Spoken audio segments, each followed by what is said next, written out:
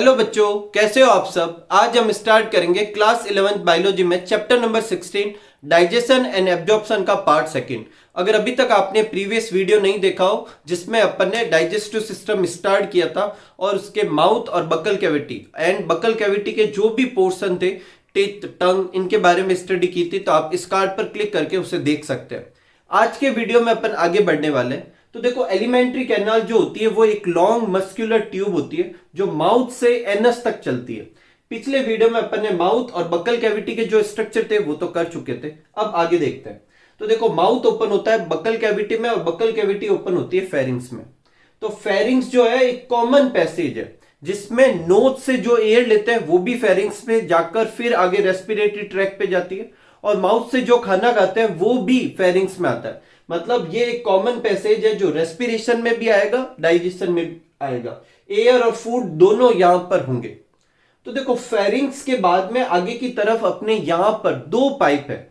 एक पाइप जिसमें अपना फूड जाएगा, जिसे फूड पाइप कहेंगे, और इसे क्या नाम दिया जाता है, इसोफेगस, ओइसोफेगस, आप कुछ भी रीड कर सकते हैं, अलग अलग स्पेलिंग भी हो सकती है इसकी। और दूसरा पाइप जो होता है इसमें एयर जाती है जिसे अपन विंड पाइप कहेंगे, और ये क्या है, ट्रैकिया। इसका मतलब फेरिंग्स के आगे दो रास्ते हैं, या तो इसोफेगस या ट्रैकिया, ठीक है। अब जो फूड जो है वो किस में जाना चाहिए, इसोफेगस में जाना चाहिए। अगर वो ट्रैकिया में चला गया तो बहुत प्रॉब्लम हो सकती है। तो इससे बचने के लिए देखो, एक चीज पहले तो अपन ये देखते हैं, इसोफेगस की जो ओपनिंग होती है उसे कहते हैं गैलेट, और ट्रैकिया की जो ओपनिंग होती है उसे क्या कहते हैं, ग्लोटिस कहते हैं। तो देखो, ट्रैकिया के ओपनिंग के ऊपर एक कार्टिलेजिनस फ्लेप होता है जिसे एपिग्लोटिस कहते हैं। बेसिकली ये एपिग्लोटिस अपना जो वोकल बॉक्स होता है उसका एक पोर्शन है, और ये एक कवर की तरह काम करता है ग्लोटिस के ऊपर। तो जब अपन खाना निगलते हैं तो उस समय ये ग्लोटिस, एपिग्लोटिस जो है वो ग्लोटिस को कवर कर लेता है। इसका मतलब फूड के पार्टिकल कहां नहीं जाएंगे, ट्रैकिया में नहीं जाएंगे। मैं फिर रिपीट कर रहा हूं, फेरिंग्स के आगे ये दो पाइप है, इसकी ओपनिंग को कहते हैं गैलेट, इसकी कहते हैं ग्लोटिस। इसमें एयर जानी चाहिए, इसमें फूड जाना चाहिए। इसमें एयर चली जाएगी इसोफेगस में तो कोई प्रॉब्लम नहीं, लेकिन ट्रैकिया में फूड चला जाएगा तो बहुत प्रॉब्लम हो सकती है। तो फूड जाने से रोकने के लिए ग्लोटिस के ऊपर एक कार्टिलेजिनस फ्लैप होता है, और वो क्या करता है, निगलते समय इस ग्लोटिस को कवर कर लेता है, जिससे फूड कहां नहीं जाता, ट्रैकिया में नहीं जाता। कोई तकलीफ नहीं। आगे देखते हैं इसोफेगस। तो देखो, इसोफेगस बेसिकली देखो, अपने खाना जो है अभी फेरिंग्स में है, और अगला जो डाइजेस्टिव सिस्टम का पोर्शन जो है वो अपने एब्डोमिनल कैविटी में। देखो, पहले मैं आपको समझाता हूं थोरेसिक कैविटी क्या होती है और एब्डोमिनल कैविटी क्या होती है। तो अपने नेक रीजन का नीचे जो भी पोर्शन है ये अपना एक कैविटी है, और डायफ्राम बीचों बीच यहां पर क्या होता है, डायफ्राम। तो डायफ्राम के ऊपर वाला जो पोर्शन है वो थोरेसिक कैविटी कहलाता है, और नीचे वाला क्या कहलाता है, एब्डोमिनल कैविटी कहलाता है। अभी अपना जो फूड है वो फेरिंग्स में, और यहां पर थोरेसिक कैविटी में डाइजेस्टिव सिस्टम का कोई और पोर्शन है ही नहीं। अगला जो पोर्शन स्टमक है वो एब्डोमिनल कैविटी में यहां पर है। तो यहां से यहां तक खाना लेकर कौन जाएगा, तो वो ले जाने के लिए क्या होती है, इसोफेगस होती है। तो इसोफेगस बेसिकली एक कनेक्टर है जो फेरिंग्स को स्टमक से क्या करती है, जोड़ती है। It is a thin long tube which extend from pharynx to stomach, ठीक है। यहां पर ना तो डाइजेशन होता है फूड का, और ना ही फूड का एब्जॉर्प्शन होता है। मतलब ना तो ये डाइजेशन करती है ना एब्जॉर्प्शन करती है, ये सिर्फ फूड को ट्रांसफर कर रही है। कहां से कहां, फेरिंग से स्टमक के उधर, स्टमक तक। एक और चीज, इसोफेगस जो होता है उसकी दो प्रॉपर्टी होती है। एक, उसकी जो वॉल जो होती है उसके अंदर म्यूकस सिक्रेट होता है। वैसे पूरी एलिमेंट्री कैनाल में अंदर की तरफ म्यूकस होगा, तो इसोफेगस में अंदर की तरफ म्यूकस सिक्रेट होता है। और एक, इसोफेगस की वॉल जो होती है वो ऐसे कॉन्ट्रैक्शन, रिलैक्सेशन, मोशन शो करती है। इसको कहते हैं पेरिस्टेलेसिस मूवमेंट। और इन दो प्रॉपर्टी की वजह से खाना जो होता है धीरे धीरे आगे पुश किया जाता है। तो it is a thin long tube which extends from pharynx to stomach. Muscular wall of esophagus and mucus help in pushing food forward by peristalsis movement. मतलब इसोफेगस का सिर्फ एक ही काम है, फूड को आगे की तरफ ट्रांसफर करना। कहां से, फेरिंग से स्टमक तक। ना यहां पर किसी तरह का, जब अपन डाइजेशन प्रोसेस समझेंगे तो ना यहां कोई डाइजेशन होगा, ना यहां पर किसी भी तरह की चीज का एब्जॉर्प्शन होगा, ठीक है। तो ये अपना क्या था, इसोफेगस था। इसोफेगस देखो, अब मेरी बात ध्यान सुनना, यहां से ये थोरेसिक कैविटी क्रॉस करते हुए इसोफेगस यहां तक आ गई, अब जैसे ही एब्डोमिनल कैविटी स्टार्ट होती है, यहां पर एक चीज होती है जिसे क्या कहते हैं, स्टमक कहते हैं। क्या कहते हैं? स्टमक। तो अगर मुझे स्टमक की पोजीशन लिखनी है कि स्टमक होता कहां है, तो देखो डायफ्राम के जस्ट नीचे अपन ऐसे खड़े रहे तो ये अपनी राइट साइड है, ये लेफ्ट साइड है, तो डायफ्राम के जस्ट नीचे लेफ्ट साइड में होता है। या फिर अपन क्या कह सकते हैं, upper left of abdominal cavity, क्योंकि एब्डोमिनल कैविटी तो यहीं से स्टार्ट है और उसी के सबसे ऊपर वाले पोर्शन में। तो देखो स्टमक जो होता है वो जे शेप्ड का ऑर्गन है। देखो जे शेप कैसे हो गया, ये ऐसे, ये जे, ठीक है। तो ये जे शेप्ड का मस्कुलर बैग लाइक स्ट्रक्चर है, और जो कहां होता है, डायफ्राम के जस्ट नीचे लेफ्ट साइड में होता है। इसका मतलब इसे मैं कह सकता हूं upper left of abdominal cavity, abdominal cavity के ऊपर लेफ्ट की तरफ होता है, ठीक है। स्टमक के 4 पोर्शन होते हैं, कार्डियक, फंडिक, बॉडी और पाइलोरिक। कितने पोर्शन होते हैं? 4। कुछ बुक में 3 भी लिखे रहते हैं, लेकिन अपनी एनसीईआरटी में 4 लिखे, तो अपन को 4 करने हैं। अब 4 पोर्शन कौन से होते हैं, ध्यान से देखेंगे। ये इसोफेगस आकर स्टमक में खुलती है, तो जिस जगह पर खुलती है ये वाला इतना छोटा सा पोर्शन, ये क्या कहलाता है? कार्डियक रीजन कहलाता है। In this region oesophagus open into stomach, oesophagus stomach में खुलती है। ये ऊपर वाला जो पोर्शन दिख रहा है जो ब्लू कलर में, ये है फंडिक रीजन, ठीक है। और ये सबसे टर्मिनल जो पोर्शन है इसे कहेंगे पाइलोरिक रीजन, और इस रीजन से होता हुआ स्टमक अगले पोर्शन में खुलता है। अगला पोर्शन क्या है? स्मॉल इंटेस्टाइन, तो स्मॉल इंटेस्टाइन में ओपन होता है। बीच में ये जो बिल्कुल ये व्हाइट व्हाइट सा दिख रहा है, ये पूरा पोर्शन जो मैंने कलर नहीं किया है, ये पोर्शन है बॉडी। इसका मतलब मेन सेंट्रल रीजन कौन सा होता है? बॉडी। तो 4 पोर्शन कौन से हो गए? कार्डियक, ये फंडिक, ये बॉडी और ये पाइलोरिक। कोई तकलीफ नहीं। आगे देखते हैं, आगे है स्फिंक्टर। अब देखो स्फिंक्टर बेसिकली क्या करते हैं, फूड का जो फ्लो होता है उसे रेगुलेट करते हैं, ठीक है। तो स्फिंक्टर क्या करते हैं, ऐसे ऐसे मतलब बंद हो सकते हैं, जैसे खाना गया तो एक क्लोज हो जाएंगे, गेट बंद हो सकते हैं, ठीक है। तो 2 स्फिंक्टर होते हैं। एक स्फिंक्टर होता है अपने यहां पर, किस वाले पोर्शन में? कार्डियक रीजन में, इसोफेगस और स्टमक के जंक्शन में। और एक होता है यहां पर स्टमक और स्मॉल इंटेस्टाइन के जंक्शन पे या पाइलोरिक रीजन में। क्योंकि ऊपर वाला जो है वो कार्डियक रीजन में है एक स्फिंक्टर, उसे कार्डियक स्फिंक्टर कहते हैं। एक स्फिंक्टर यहां होता है इसलिए उसे पाइलोरिक स्फिंक्टर कहते हैं। क्योंकि ऊपर वाला जो स्फिंक्टर है वो स्टमक के लिए गैस्टर वर्ड का इस्तेमाल करते हैं, तो इसोफेगस और गैस्टर के बीच में, इसलिए इसे गैस्ट्रो इसोफेजियल स्फिंक्टर भी कहते हैं, ठीक है। और दूसरा पाइलोरिक स्फिंक्टर है जो कि पाइलोरस रीजन में होता है, इस वाले रीजन में होता है, और ये स्टमक से जो आगे खाना इंटेस्टाइन में जाता है उसको रेगुलेट करता है। ये एक साथ सारे खाने को आगे ट्रांसफर नहीं करता, मतलब थोड़ा सा फूड ट्रांसफर होता है फिर रुक जाता है, तो फिर थोड़ा सा खाना आगे गया फिर वापस खुलेगा, थोड़ा सा खाना आगे डालेगा फिर रुक जाएगा, तो ऐसे छोटे छोटे टुकड़ों के फॉर्म में आगे ट्रांसफर होने देगा। तो अपन वापस देखते हैं, स्टमक के 4 रीजन था। पहले कौन सा था? फंडिक, दूसरा कार्डियक, बॉडी और पाइलोरिक। 2 स्फिंक्टर थे, एक कार्डियक स्फिंक्टर, एक पाइलोरिक स्फिंक्टर। कार्डियक स्फिंक्टर जो होता है वो कहां होता है? Found at junction of oesophagus and cardiac region, prevent back flow from the stomach to oesophagus. Gastro oesophageal sphincter भी कहते हैं। दूसरा है पाइलोरिक स्फिंक्टर, क्योंकि ये पाइलोरिक रीजन में होता है, और ये इस वाले पोर्शन और स्मॉल इंटेस्टाइन का जो फर्स्ट पोर्शन होता है जिसे ड्यूडेनम कहते हैं, उन दोनों के बीच में होता है, ठीक है। तो ये पाइलोरिक रीजन में और ड्यूडेनम के बीच में होता है। ये अपने था स्टमक के बारे में। देखो स्टमक के बारे में और भी इंफॉर्मेशन है, इसकी वॉल कैसी होती है, इसके अंदर कौन सी ग्लैंड होती है, कैसे डाइजेशन होता है, वो सब करेंगे। अब भी सिर्फ अपन एलिमेंट्री कैनाल में कौन कौन से पोर्शन है ऊपर ऊपर से उन सबके नाम देख रहे हैं। अपन एकदम एनसीईआरटी के हिसाब से चल रहे हैं, तो अच्छे से समझिएगा, और कुछ एक्स्ट्रा करने की आपको नीड नहीं है, ठीक है। अगला लेते हैं, देखो स्मॉल इंटेस्टाइन। तो ये अपना स्टमक था, इसके बाद यहां से स्टार्ट होती है स्मॉल इंटेस्टाइन। इसको अपन समझाता हूं मैं आपको। देखो सपोज करो ये अपना स्टमक है, इसके बाद पहले तो ये कितना सा छोटा सा पोर्शन होता है सी शेप का, उसके बाद ऐसे कॉइल पोर्शन होता है, ठीक है। तो ये वाली जो पूरा स्ट्रक्चर है इसे कहते हैं स्मॉल इंटेस्टाइन। स्मॉल कहने का रीजन क्या है? एक और इंटेस्टाइन होती है जिसे लार्ज इंटेस्टाइन कहते हैं। स्मॉल इंटेस्टाइन का डायमीटर कम होता है इसलिए उसे स्मॉल कहते हैं, लेंथ में ये लंबी होती है। स्मॉल कहने का रीजन क्या है? डायमीटर कम है। तो part of intestine which is small in diameter उसे अपन क्या कहेंगे? स्मॉल इंटेस्टाइन कहेंगे। इसके 3 पोर्शन है। जो पहला ये सी शेप का पोर्शन जो यहां पर ही बनेगा स्टमक के जस्ट नीचे, उसे कहेंगे ड्यूडेनम। ये सबसे छोटा पोर्शन होता है इन तीनों में और सी शेप्ड का होता है। फिर होता है जेजुनम, ये कॉइल्ड मिडल पोर्शन होता है, ठीक है। और सबसे लास्ट है इलियम। इन तीनों में सबसे लंबा पोर्शन ये होता है और ये भी कॉइल्ड, हाईली कॉइल्ड पोर्शन होता है, ठीक है। देखो जेजुनम जो है, जेजुनम को जेजुनम नाम देने का एक रीजन था, जब किसी पर्सन की डेथ हो जाती है तो उसके बाद इंटेस्टाइन का ये पोर्शन जेजुनम वाला बिल्कुल खाली हो जाता है, एम्प्टी हो जाता है, और एम्प्टी के लिए इसे क्या कहते हैं, जेजुनम कहते हैं, ठीक है। तो तीन पोर्शन होते हैं स्मॉल इंटेस्टाइन के, ड्यूडेनम, जेजुनम और इलियम। ड्यूडेनम सबसे स्मॉलेस्ट पोर्शन होता है, सी शेप्ड का होता है, फिर जेजुनम आता है, फिर इलियम, इलियम सबसे लॉन्गेस्ट पोर्शन है, और इलियम फिर आगे किस में खुल जाएगा, लार्ज इंटेस्टाइन में खुल जाएगा।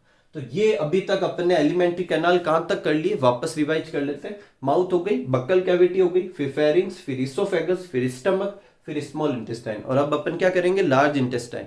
और लार्ज इंटेस्टाइन का सबसे लास्ट पोर्शन क्या होगा, एनस, और ये अपनी एलिमेंट्री कैनाल क्या हो जाएगी, पूरी हो जाएगी, ठीक है। तो पहले आप ये नोट कर लीजिए, फिर अपन आगे बढ़ते हैं। आगे बढ़ते हैं और लेते हैं लार्ज इंटेस्टाइन के बारे में। तो देखो यहां पर ये वाला देखो अपना कौन सा रीजन था, स्टमक, और इसके बाद ये वाला पोर्शन था ड्यूडेनम, इसके बाद यहां पर पहले थी जेजुनम, फिर क्या थी, इलियम, ठीक है, समझ में आई। और फिर इलियम इस वाले पोर्शन में खुल जाती है और यहां से स्टार्ट होती है अपने लार्ज इंटेस्टाइन। इलियम जिस पोर्शन में खुलती है उस पोर्शन को अपन कहते हैं सिक्कम, क्या कहते हैं, सिक्कम कहते हैं। तो ये वाला जो रीजन है, ये वाला रीजन अपना कौन सा होगा, सिक्कम, अपन इसको लेबल कर देते हैं, ये कौन सा हो गया अपना सिक्कम रीजन, जिसमें इलियम आकर खुलती है, ठीक है। तो यहाँ पर ये वाला रीजन हो गया सिक्कम, यहाँ से लार्ज इंटेस्टाइन स्टार्ट होती है, और फिर यहाँ से लेकर ये है कॉलन, ये भी कॉलन, ये भी कॉलन, और ये वाला पोर्शन भी कॉलन। तो ये पूरा कॉलन हो गया।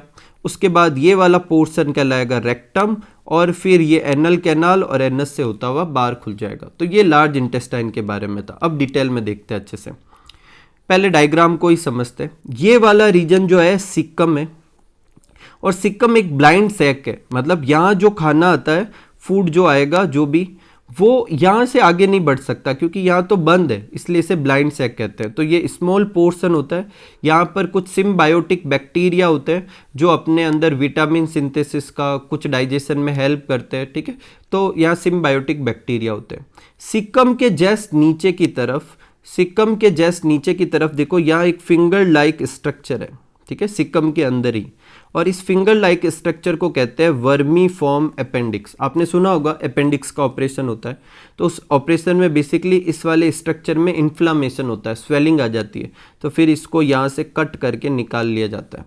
तो ये वर्मी फॉर्म अपेंडिक्स इसी सिक्कम वाले पोर्शन में लगी होती है। इसके बाद यहाँ से स्टार्ट होता है कोलन, जिसके टोटल 4 पोर्शन होते हैं।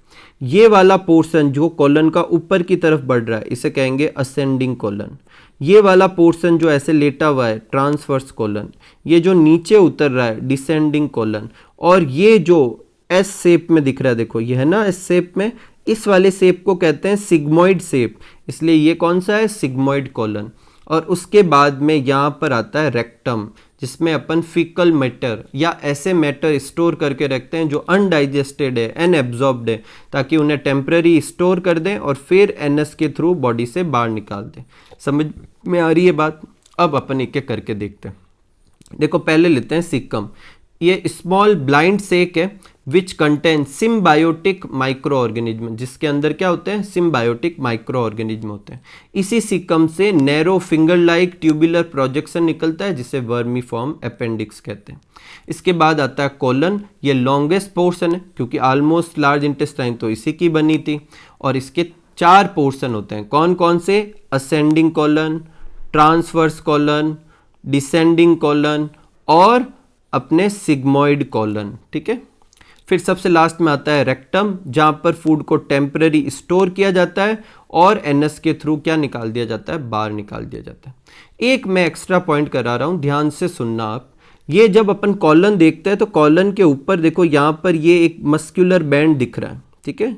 और ये बैंड जो है इसको कहते हैं टीनिया कोलाई। क्या कहते हैं, टीनिया कोलाई।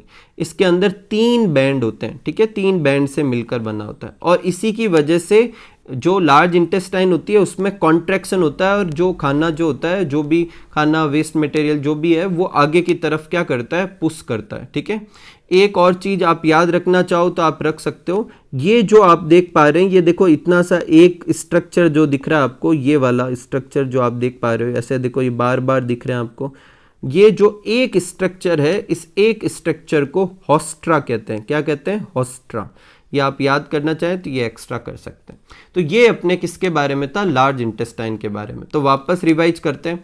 देखो सबसे पहला पोर्शन था माउथ, माउथ के बाद आई अपने बक्कल कैविटी, उसके बाद आया फेरिंग्स, फेरिंग्स के बाद आया इसोफेगस, इसोफेगस के बाद देखो यह है स्टमक, स्टमक के बाद में ये पूरा पोर्शन था जिस large intestine, sorry small intestine, और फिर ये पूरा पोर्शन जो कि क्या है, लार्ज इंटेस्टाइन। ठीक है, और स्मॉल इंटेस्टाइन के 3 पोर्शन थे।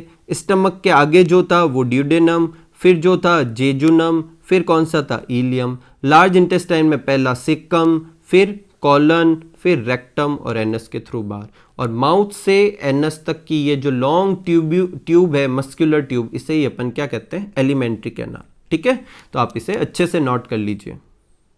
आगे बढ़ते हैं और लेते हैं कि एलिमेंट्री कैनाल या गट जो होती है उसका अगर ट्रांसफर सेक्शन करें तो उसकी वॉल के अंदर कौन कौन सी लेयर होती है। तो इस टॉपिक को अपन करने वाले हैं, इसे अपन ट्रांसफर सेक्शन ऑफ गट के हिसाब से भी पढ़ सकते हैं, हिस्टोलॉजी ऑफ एलिमेंट्री कैनाल के हिसाब से भी पढ़ सकते हैं। और ये जो लेयर होगी ये जनरली कॉमन होती है सबके अंदर, कहां से कहां तक, इसोफेगस से लेकर जहां तक एलिमेंट्री कैनाल खत्म होती है। तो the wall of alimentary canal कहां से, from oesophagus to rectum have 4 layers. कितनी लेयर्स होती है, 4 लेयर्स होती है। देखो एलिमेंट्री कैनाल एक ट्यूब है और जब आप उसे कट करोगे तो लगभग सर्कुलर जैसा दिखेगा। तो ये देखो दिख रहा है। अगर मैं बाहर से अंदर की तरफ जाऊं तो सबसे बाहर वाली लेयर होती है सीरोसा, फिर 2 लेयर जो है कलेक्टिवली कहते हैं मस्क्यूलरिस एक्सटर्ना, उसके बाद 3rd लेयर जो है उसे कहते हैं सब म्यूकोसा, सबसे अंदर वाली लेयर जो होती है उसे कहते हैं म्यूकोसा, और सबसे अंदर ये वाला जो पोर्शन है, ये वाला जो पोर्शन है इसे कहते हैं ल्यूमन।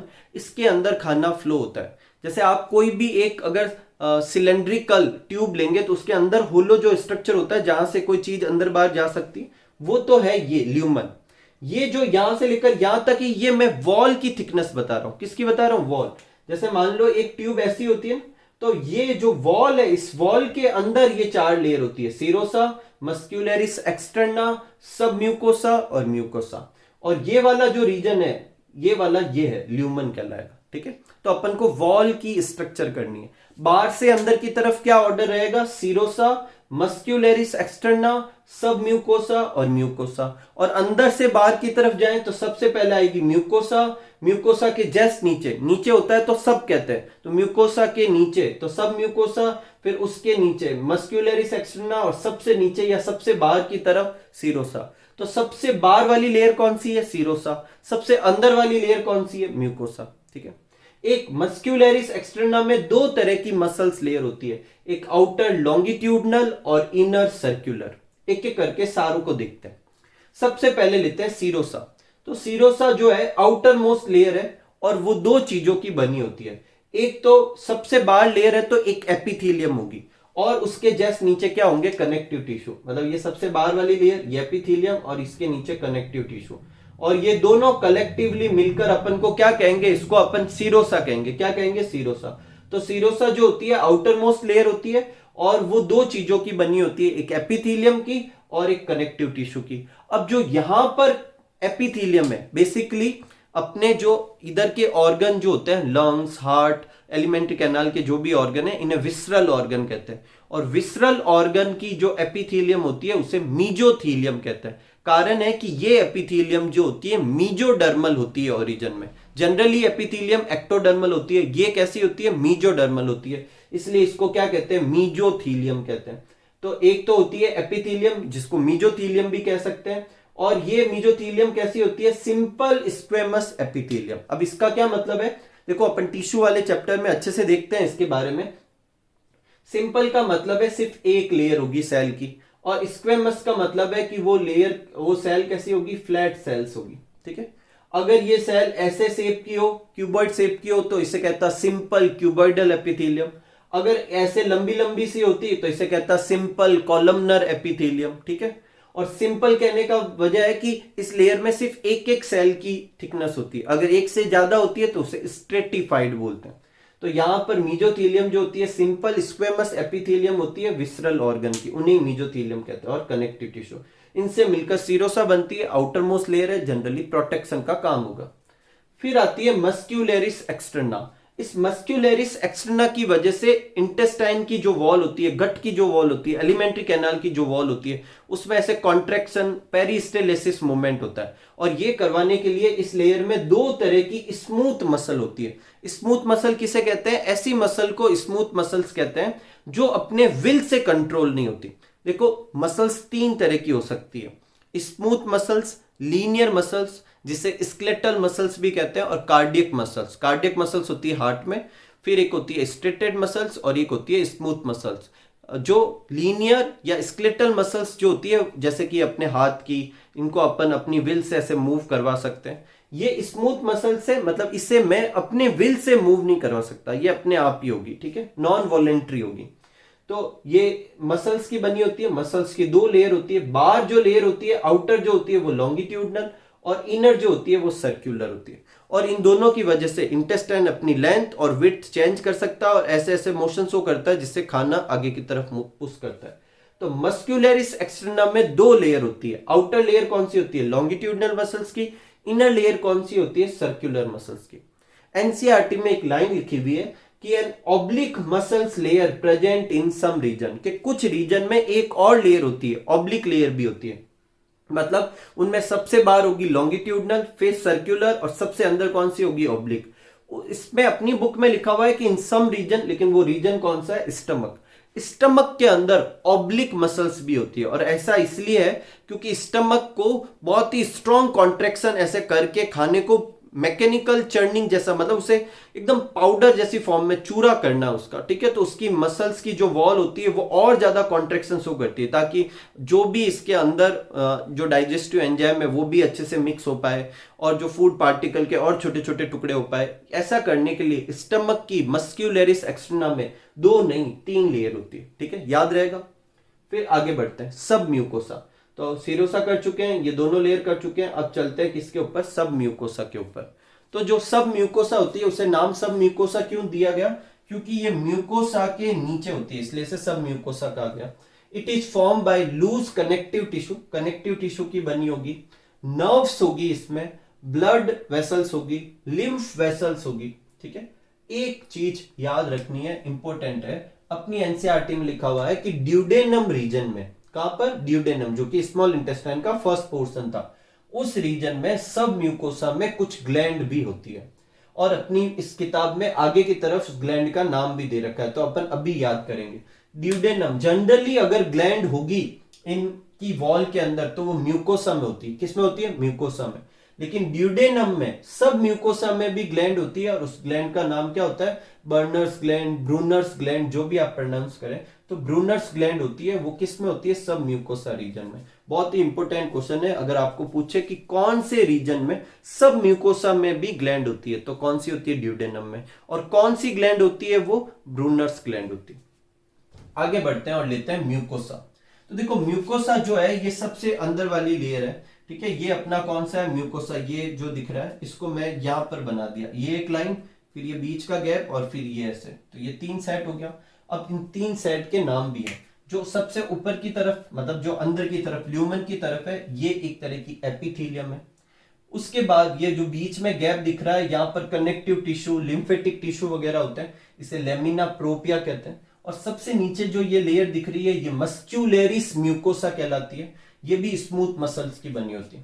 देखो यहाँ म्यूकोसा में भी एक मस्क्यूलेरिस म्यूकोसा है। यही वजह है कि जो सेकंड लेयर था उसका नाम आपने रखा मस्क्यूलेरिस एक्सटर्ना, मतलब बाहर की तरफ भी एक मस्क्यूलेरिस लेयर है, एक तो इधर हो गई और एक बाहर है, इसलिए उसे मस्क्यूलेरिस एक्सटर्ना बोला। इन तीनों लेयर को कलेक्टिवली क्या कहते हैं? म्यूकोसा कहते हैं। सबसे कौन सी होती है? एपिथेलियम। बीच में कौन सी होती है? लेमिना प्रोपिया। और सबसे नीचे मस्क्यूलेरिस म्यूकोसा। मस्क्यूलेरिस म्यूकोसा इसके टच में होगी सब म्यूकोसा के, और ये किसकी तरफ होती है? ल्यूमन की तरफ, अंदर की तरफ, ठीक है। तो म्यूकोसा के बारे में देखते हैं। Mucosa is the inner most layer line the lumen, मतलब ल्यूमन को कवर करने वाली जो लेयर है वो कौन सी होती है, म्यूकोसा होती है। In stomach this layer form a irregular fold, मतलब अगर मैं म्यूकोसा को स्टमक के अंदर देखूं तो उसके अंदर कुछ फोल्ड्स भी होते हैं, ऐसे फिंगर लाइक प्रोजेक्शन लिखे रहते हैं, जिसे रुग्गे कहते हैं, ठीक है। इसे गैस्ट्रिक फोल्ड भी कहते हैं। और जनरली ये रुग्गे तब दिखते हैं जब अपना स्टमक खाली होता है, जब अपना खाना अंदर जाता है तो ये फैल से जाते हैं और स्टमक भी बड़ा सा हो जाएगा, और उस समय ये रुग्गे दिखेंगे नहीं। तो अगर आपको पूछे कि गैस्ट्रिक फोल्ड कहाँ होते हैं, तो स्टमक में होते हैं, जिसे रुग्गे भी कहते हैं। वो किस लेयर के बने होते हैं, म्यूकोसा के बने होते हैं। और ये कब दिखते हैं, जब स्टमक खाली हो या स्टमक भरा हो। स्टमक खाली होने पर, मतलब कॉलेप्स होने पे दिखता है या फूलने पे दिखता है, तो कॉलेप्स होने पे, खाली होगा तो छोटा होगा, उस समय गैस्ट्रिक फोल्ड दिखता है। फिर अब बात करते हैं ये जो म्यूकोसा की जो एपिथेलियम है, इसे कहेंगे म्यूकोसल एपिथेलियम। इसके अंदर एक सेल होती है जिसे कहते हैं गॉबलेट सेल, और ये क्या सिक्रेट करती है, म्यूकस सिक्रेट करती है। क्या सिक्रेट करती है, म्यूकस। यही वजह है ईसोफेगस हो, स्टमक हो, स्मॉल इंटेस्टाइन हो, लार्ज इंटेस्टाइन हो, सब में म्यूकस सिक्रेट होता है, क्योंकि सब में जो म्यूकोसा लेयर है वो म्यूकस सिक्रेट करेगी, ठीक है, और वो लुब्रिकेशन का काम करेगा, ठीक है। अब mucosa also form glandular region. अगर कोई ग्लैंड है वॉल में तो वो म्यूकोसा रीजन में होगी, सिवाय इस ब्रूनर्स ग्लैंड के। तो दो जगह पर ग्लैंड होगी, एक तो स्टमक की जो म्यूकोसा होती है उसमें ग्लैंड होती है और उसे गैस्ट्रिक ग्लैंड कहते हैं। अब गैस्ट्रिक ग्लैंड में कौन कौन सी सेल होती है, वो क्या काम करती है, वो आगे आने वाले वीडियो में अपन अलग से करेंगे, ठीक है। और एक होती है क्रिप्स ऑफ लिबरकून, ये स्मॉल इंटेस्टाइन में होती है और इंटेस्टाइनल जूस का कुछ पोर्शन ये भी बनाती है, ठीक है। तो ये दो ग्लैंड है, स्टमक के अंदर कौन सी होती है, गैस्ट्रिक ग्लैंड, और स्मॉल इंटेस्टाइन के अंदर क्रिप्स ऑफ लिबरकून, ये भी ग्लैंड ही है। और ये दोनों जो पोर्शन है ये कहां होते हैं, म्यूकोसा के अंदर होते हैं। अच्छे से याद रखना, इनके बारे में अभी आने वाले वीडियो में अपन देखेंगे। नेक्स्ट है म्यूकोसा जो होती है स्मॉल इंटेस्टाइन की, वो स्पेसली अरेंज्ड होती है, कुछ अलग तरीके से होती है, और इस तरीके से होकर वो क्या करती है, एब्जॉर्प्शन और डाइजेशन के लिए सरफेस एरिया क्या करती है, बढ़ाती है। क्या करती है, सरफेस एरिया बढ़ाती है। अब वो बढ़ाने के लिए उसमें तीन स्ट्रक्चर होते हैं। पहला स्ट्रक्चर होता है फोल्ड्स ऑफ कर्किंग, फिर होती है विली, और फिर होती है माइक्रोफिली। इन तीन रीजन की वजह से स्मॉल इंटेस्टाइन का सरफेस एरिया बहुत ज्यादा होता है। अब ये तीन रीजन क्या है, कौन सा कैसा दिखता है, इसको अभी अपन एक डायग्राम से समझते हैं। अपनी बुक में विली का डायग्राम दे रखा है, पर मैं आपको इन तीनों को अच्छे से समझाऊंगा डायग्राम से। तो पहले आप एक बार ये नोट कर लीजिए, फिर अपन इन तीनों स्ट्रक्चर के बारे में देखते हैं। मैं फिर रिपीट कर रहा हूं, ये तीनों स्ट्रक्चर स्मॉल इंटेस्टाइन की म्यूकोसा में दिखते हैं, बाकी की नहीं दिखेंगे, ठीक है। तो आप अच्छे से ये नोट कर लीजिए, ठीक है। तो एक बार वापस देखते हैं अपन स्मॉल इंटेस्टाइन की वॉल के बारे में। तो जैसे बाकी एलिमेंट्री कैनाल की वॉल होती है, स्मॉल इंटेस्टाइन के सबसे बाद क्या होती है, सीरोसा। उसके बाद मस्क्यूलरिस एक्सटर्ना, जिसमें दो लेयर होती है, लॉन्गिट्यूडनल मसल्स लेयर और सर्कुलर मसल लेयर। उसके बाद होती है सब म्यूकोसा, और सबसे अंदर क्या होती है, म्यूकोसा। अब जो सबसे पहली चीज है जो स्मॉल इंटेस्टाइन के अंदर ही होती है वो ये है कि म्यूकोसा जो है, उस म्यूकोसा में देखो, ये आपको दिख पा रहे हैं, ये जो स्ट्रक्चर दिख रहा है, ये इसके म्यूकोसा के अंदर, वॉल के अंदर फोल्ड होते हैं, मतलब इसकी म्यूकोसा अंदर से ऐसे फोल्डेड होती है। और ऐसे फोल्ड की वजह से जब खाना इधर से आगे बढ़ता है तो वो थोड़ा रुकता है, मतलब रुकावट होती है, जिसकी वजह से खाना एकदम आगे नहीं चला जाएगा, जिससे उसको डाइजेस्ट करने, एब्जॉर्ब करने के लिए ज्यादा टाइम मिलेगा।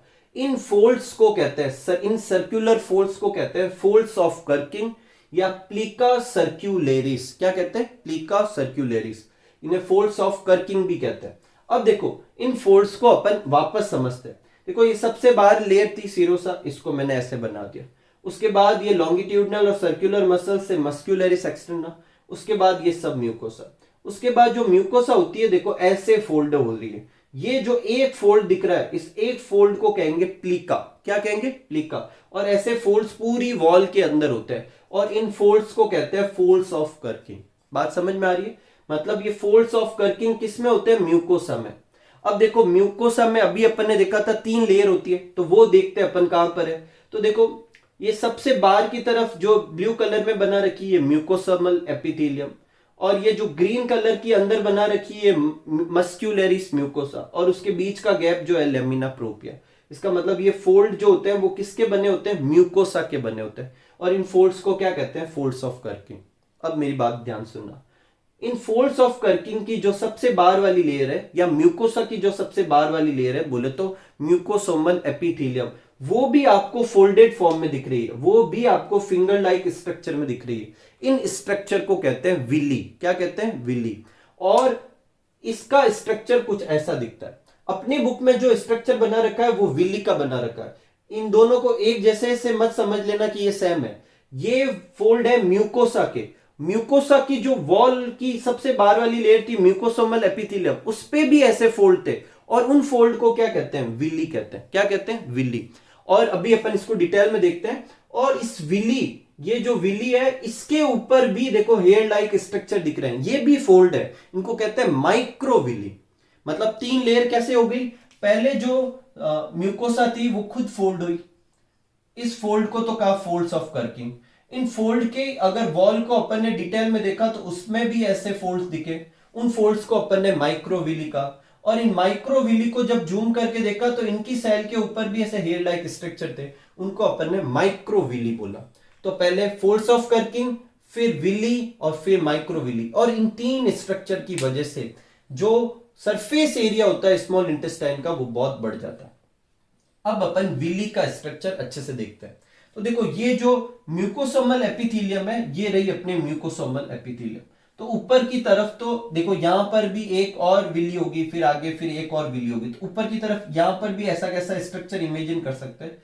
2 विली के बीच में देखो ये नीचे की तरफ एक डिप्रेशन सा दिख रहा है, ये डिप्रेशन कहलाता है क्रिप्स ऑफ लिबरकोन। अभी अपन ने कहा था ना, म्यूकोसा के अंदर ग्लैंडुलर रीजन हो सकता है, एक तो गैस्ट्रिक ग्लैंड और क्रिप्स ऑफ लिबरकोन। ये देखो क्रिप्स ऑफ लिबरकोन। अभी क्रिप्स ऑफ लिबरकोन में कौन सी सेल है, क्या सिक्रेट करती है, वो अपन ग्लैंड वाले पोर्शन में करेंगे। जब मैं वो कर रहा हूं तो मैं आपको बोलूं क्रिप्स ऑफ लिबरकोन, तो आप समझ जाना कि म्यूकोसा में थी, और म्यूकोसा में भी कहां थी, म्यूकोसोमल एपिथेलियम के डिप्रेशन थे। ये ऊपर जो ऐसे फिंगर लाइक पूरा एक स्ट्रक्चर दिख रहा है, इसको कहेंगे विली। क्या कहेंगे, विली। इसके अंदर देखो एक सेल की एक लेयर है जो कि ये क्या है, एपिथेलियम। और इस सेल के ऊपर, इसकी एपिथेलियम की सेल के ऊपर देखो ग्रीन कलर के हेयर लाइक स्ट्रक्चर बना है। ये हेयर लाइक स्ट्रक्चर जो है वो माइक्रोविली है। क्या है, माइक्रोविली। ये विली की जो कैविटी होती है उसके अंदर देखो अपने लिम्फ की एक बहुत बड़ी सी वेसल्स जाती है, लिम्फेटिक वेसल्स जाती है, और इसको कहते हैं लैक्टियल। क्या कहते हैं, लैक्टियल। और आर्टरी और वेन से निकलने वाली कैपिलरीज भी जाती है। अब ये सब क्यों, ध्यान से सुनना। देखो खाना जो होगा इस वाली कैविटी के अंदर होगा, मतलब खाना इस तरफ कहीं पे पड़ा होगा ऐसे। तो खाने को अपन को एब्जॉर्ब करना होता है। अपन कहते हैं ना फूड को एब्जॉर्ब किया, तो बेसिकली एब्जॉर्ब कर कैसे कर रहे हैं, तो फूड इस तरफ है, तो वहां से फूड को किस में ट्रांसफर किया जाएगा, ब्लड में ट्रांसफर किया जाएगा। तो इसके जस्ट नीचे ब्लड वेसल्स होनी चाहिए ना। तो म्यूकोसा जो होती है वो फूड के टच में होती है, और उसके जस्ट अंदर की तरफ स्ट्रक्चर में ब्लड वेसल्स होती है। तो वो फूड के पार्टिकल को यहां से लेकर ब्लड वेसल्स में डालती है, और इसी को ही अपन एब्जॉर्ब करना कहते हैं। लेकिन फैट जो होती है वो ब्लड में एब्जॉर्ब नहीं होती, उसे अपन लिम्फ में ट्रांसफर करते हैं। और लिम्फ में ट्रांसफर करने के लिए लिम्फ की एक वेसल्स होनी चाहिए, जिसको क्या कहते हैं, लैक्टियल। तो यहां पर जो फूड एब्जॉर्ब होता है वो यहां ट्रांसफर किया जाता है। ये पूरा स्ट्रक्चर जो है वो अपना क्या कहलाता है, विली। अपनी बुक में क्या लिखा हुआ वो देखते हैं। क्या देख रखा है कि म्यूकोसोमल एपिथेलियम, म्यूकोसल एपिथेलियम जो है contain small finger like projection. उन फिंगर लाइक प्रोजेक्शन को क्या कहते हैं, विलाई। और एक अगर फिंगर लाइक प्रोजेक्शन है तो उसे विलस कहते हैं। ठीक है। The cell lining the villi, मतलब जो सेल से लाइन बन रही है विलाई की, जो एपिथेलियम बन रही है, उन हर सेल के ऊपर ऐसे बहुत सारे प्रोजेक्शन है जिन्हें माइक्रोविली कहते हैं। और ऐसी एपिथेलियम जिसपे ऐसे स्ट्रक्चर हो उसे कहते हैं ब्रश बॉर्डर एपिथेलियम। क्या कहते हैं, ब्रश बॉर्डर एपिथेलियम। अगर आज के बाद और कहीं पे भी बताए कि ब्रश बॉर्डर एपिथेलियम, तो ऐसी होगी, और वो वहां पर एब्जॉर्प्शन का काम पक्का करेगी। और ये ऐसा अरेंजमेंट इसलिए होगा वहां पर भी ताकि सरफेस एरिया बढ़ सके। Villi are supplied with a network of capillary and large lymph vessels, lacteal. तो ये अपना किसके बारे में था। अगर आपको विली के बारे में पूछे तो थोड़ी थ्योरी पीछे से लिख लें, और ये वाला डायग्राम अच्छे से बना लें, और ये थ्योरी लिख दें। ये अपने विली के बारे में हो गया।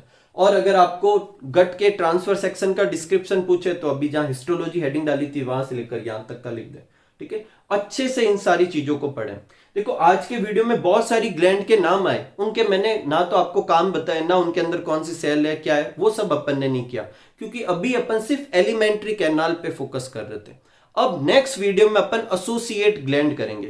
तो 3 ग्लैंड तो अपनी बुक में हाईलाइट करके दे रखी है, लीवर, सेलेवरी ग्लैंड और पेनक्रियाज। और 2 ग्लैंड मैं आपको और करूंगा, एक इंटेस्टाइनल ग्लैंड और एक गैस्ट्रिक ग्लैंड। ठीक है, तो आप इसे अच्छे से नोट कीजिए। उम्मीद करता हूं कि आज का वीडियो आपको बहुत अच्छे से समझ में आया होगा। मिलते हैं अगले वीडियो में, तब तक आप सब लोग खूब सारा हार्डवर्क कीजिए, खूब खुश रहिए, खूब मस्त रहिए। Thank you for watching.